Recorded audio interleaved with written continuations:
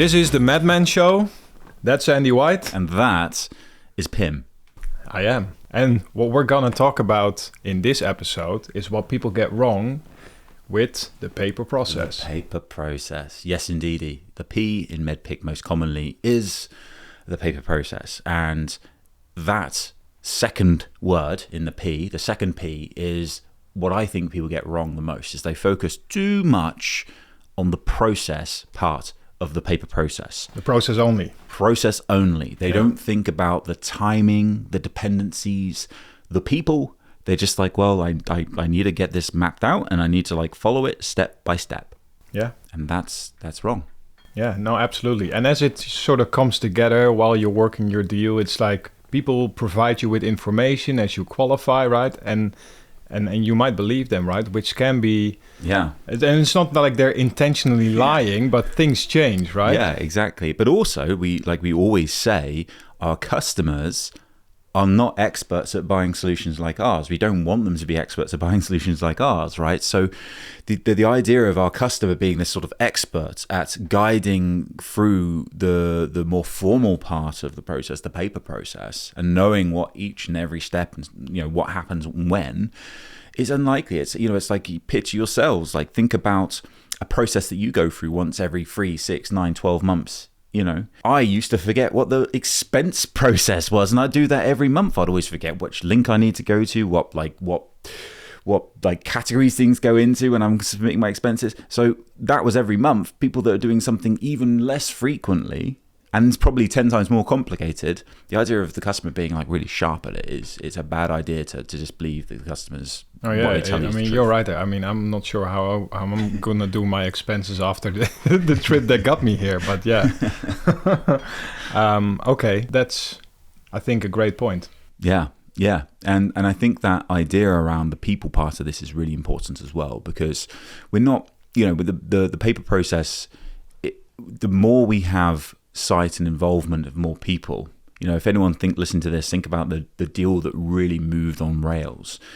It wasn't moving fast because you really mapped out each step and stage of the way. It moved fast most likely because you found somebody in the business who could make it happen.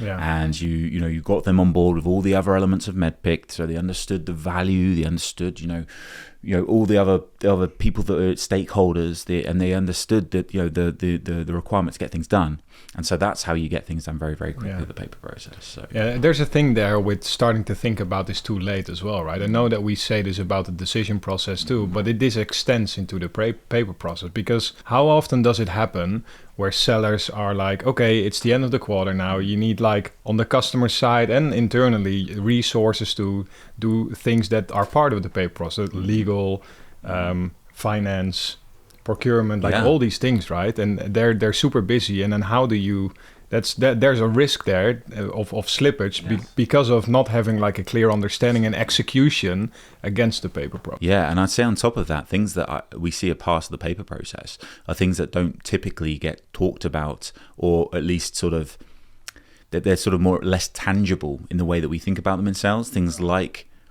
negotiation, things like going into a conversation with various different stakeholders, whether it be procurement, whether it be a sort of a closing meeting with a pricing strategy in mind, with everything kind of worked out in terms of different pricing models, different commercial offers, all those types of things. That for me is part of the paper process. That's your internal paper process, particularly if you work for an organization where there's levels of approval and all those kinds of things you have to go through just to get a price to a customer. Those are all things that are part of the paper process, and so it's really about getting ahead as quickly as you can. And you can start the paper process really starts perhaps before the first meeting if you've got an NDA. We're now seeing these really cool innovative marketplaces like AWS Marketplace, which is seeming to be like a really great way for vendors and customers to work together towards a triple win: a win for AWS, a win for the ISV, a win for the customer. Yeah. That's really part of the paper process, because it's kind of how are we getting the deal done. And the worst thing you could do is kind of leave it to the last minute and then realize that the transaction is going to happen for a marketplace or something like that, right? So yeah, paper process, I'd say keep in mind, it's not just the process, it's the people, it's the timing, it's the dependencies. Don't forget that the customer is unlikely to have a really strong view of what the paper process should be, not because they're trying to be underhand or anything like that, just because it's not their job to be experts in it.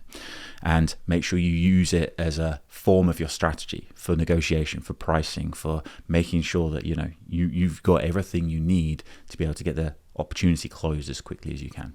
Spot on. I like that. Let's have a chin to that.